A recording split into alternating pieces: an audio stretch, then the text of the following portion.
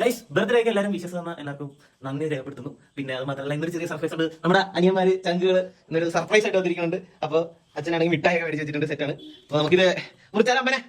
Okay set. അടിപൊളി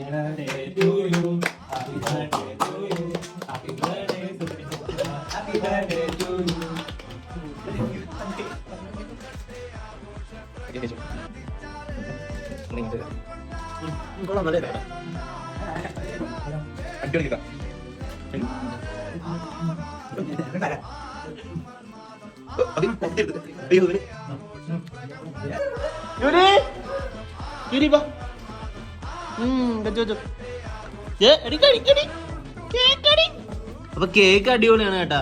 ഏതാടാ flavour? Butter scotch. സംഭവം അടിപൊളിയാണ് കേട്ടോ. എവിടെ നിന്നാണ് മേടിച്ചത്? അടിപൊളി കേക്കാണ്.